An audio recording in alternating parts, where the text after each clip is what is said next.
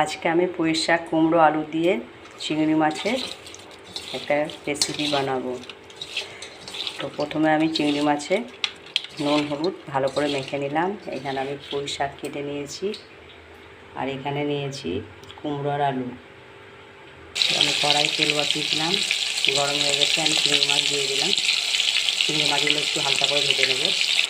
আমার চিংড়ি মাছগুলো হালকা ভাজা হয়ে গেছে, আমি উঠিয়ে নেবো। এবার মাছ ভাজা তেলেই আমি ফোড়ন দিলাম।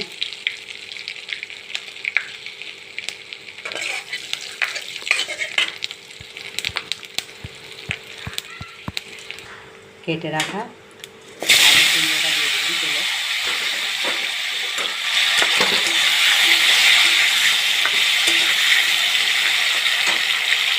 আমি হালকা করে ভেজে নিয়েছি। এখানে আমি আদা রসুনের পেস্ট করে রেখেছি, দিয়ে দিলাম। এরপরে দিয়ে দিলাম লঙ্কা গুঁড়ো, হলুদ গুঁড়ো, জিরে ধনে গুঁড়ো, সব কিছু দিয়ে ভালো করে একটু কষিয়ে নেব।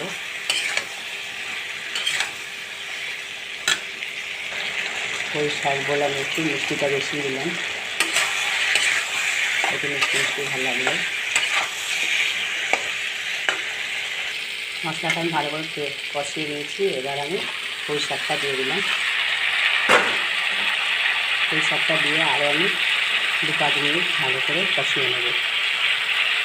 ভালো করে কষানো হয়ে গেছে। আমি প্রথমে নুন দিইনি, এবার নুন দিলাম।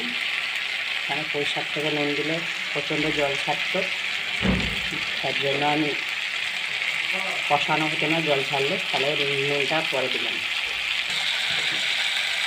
এবার আমি জল দিয়ে দিলাম।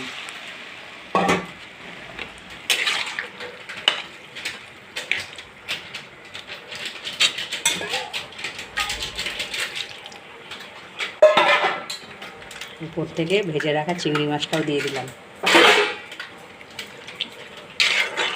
সমস্ত কিছু দিয়ে এবার ভালো করে আমি একটা ঢাকা দিয়ে দেবো উপর থেকে। আবার কিছুক্ষণ পরে ফিরে আসছি। মিট মশলাটা দিতে ভুলে গেছিলাম, উপর থেকে আবার আমি দিয়ে দিলাম। দিয়ে আবার ঢাকা দিয়ে দিলাম। কুমড়ো পুঁই শাক দিয়ে চিংড়ি মাছ দিয়ে আমার তরকারিটা হয়ে গেছে। তোমাদের নামিয়ে দেখাচ্ছি। তো আমি একটা জায়গার মধ্যে ঢেলে দেখালাম, দেখো কত সুন্দর হয়েছে। তোমাদের যদি আমার এই পুঁই শাক চিংড়ি মাছ কুমড়ো দিয়ে সবজিটা ভালো লেগে থাকে তো অবশ্যই একটা লাইক কমেন্ট শেয়ার দিয়ে পাশে থাকবে। আমার ইউটিউব চ্যানেলটা পারলে সাবস্ক্রাইব করে দেবে, আর পাশের বাটনটা আছে বেলটা বাজিয়ে দেবে, যাতে নতুন কোনো ভিডিও বানালে তোমাদের কাছে সবারই আগে নোটিফিকেশানটা চলে যায়। তো সবাই ভালো থেকো, বাই।